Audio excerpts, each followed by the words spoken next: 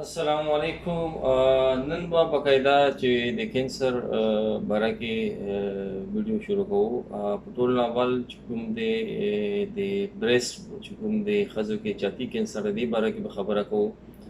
لکه تاسو ته مخکې ویلي وي چې دوه شیان به صرف ډسکشن کوو. یو چې کوم غټ وجوهات دي د کینسر او په ټول نه ضروري چې کوم علامات دي چې هغه علامات بنیاد باندې تاسو کینسر مخکې تشخیص کې او علاج وشي.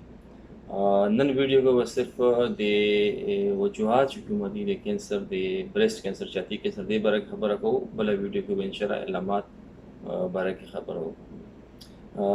چاتی کینسر په ټول نه زیات پوره دنیا کې په ټول نه زیات کینسر چې کوم دي دا د بریسټ کینسر دی. په 2020 کې 26 लाख ښځو ته بریسټ کینسر شوی و.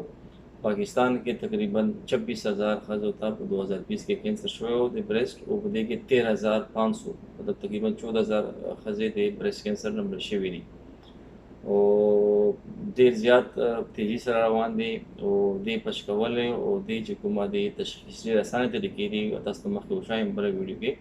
نن ویډیو کې صرف دا دی چې کوم غټ وجوهات څه شي دي. په ټول اول غټ وجه چې کومه دی دا د فیملی هیسټري چې کوم خاندان کې چاته مور کومه ښځې مور ته یا خور ته یا بچی ته کینسر وي بریسټ دې ته چانس زیات وي چې دې کینسر ولګي. دا یاد ساتئ چې دغه ریسک فیکټر دی. دا ریسک فیکټر دته وایي چې کوم وجې نه هغه ښځې ته د بلې ښځې په نسبت چانس زیات وي. لکه مثال درکوم چې یو کس سیګریټ څښي هغه چانس زیات دی د کینسر په نسبت هغه کس ته چې کوم سیګریټ نه څښي. خو ضروري نه چې هغه به کینسر کېږي، مطلب دا دی چې چانس زیاتېږي. دوم نمبر چې کومه دی ایج دی عمر دی، څومره عمر زیاتېږي دومره چانس زیات وي د بریسټ کینسر.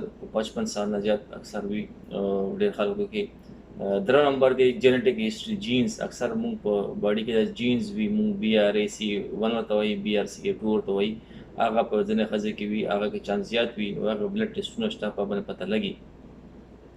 دریم نمبر دا دی چې کومه ښځې په پریګننسي په 30 سال نه بعد پریګننسي کېږي هغه کې زیات وي، 20 سال نه بعد پریګننټ وي. یا هغه ښځې چې بالکل پریګننټ شوي نه وي په زندګي کې، یا هغه ښځې چې کوم پیریډس چې کوم مواري ورته وایي هغه په 12 ایئر نه په 11 ایئر نه زر شروع شي. یا هغه ښځو چې کوم مینوپاز دی، مینوپاز چې کوم ښځو چې کومه د پیریډز بند شي او ماشومانې صلاحیت ختم شي، مطلب اکثر په 45 سال کې کېږي. خو هغه چېرته لیټ شي 50-55 سال کې کېږي نو بیا هم چانس زیات وي.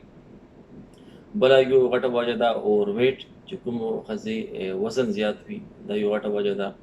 یا چې کوم ایکسرسایز نه کوي، فزیکل انیکټیو وي، ناستې وي، دا یو وجه ده. او بل سیګریټ سموکینګ او الکوهل شراب دغه وجوهات هم شته. او دې نه علاوه چې کومه دی ځینې هارمونز دي لکه موږ دغه فیملی پلانینګ پر ځینې ټیبلېټ استعمالوو هغې هارمونز وي، د هغه نه چانس زیاتېږي. او ایون مینوپاز کې چې کله ماشومان 45 سال نه بعد پیریډ ختم شي په نه بعد ځینې کله هارمون استعمالوو دې وجې نه هم کېږي. نو دا غټ وجوهات دي. دغه کوم وجوهات دي دغه تاسو کم کې کنټرول کې نو چانس یې کم شي. لکه اوس غټوالی دی هغه کم کې، سیګریټ دی، الکوهل دی، ایکسرسایز کوئ، خوراک بیلنس کوئ. ریډیشن هم یو غټه دی. لکه مخکې ته چاته د فیس والا یا د دیزي والا یا د سینې والا کینسر شوي نو هغه شوی چې کوم دی ریډیشن هغه هم چېرته ایکسپوز شوي وي نو هغه هم چانس زیاتېږي. او نو دا غټ وجوهات دي. دې نه بعد چې کومه ویډیو ده هغه ضروري ده چې څنګه به ځان تشخیص به څنګه کوي د کینسر په فرست سیکنډ سټیج کې هغه ضروري ده. نو ډېره مهرباني. تھینک یو.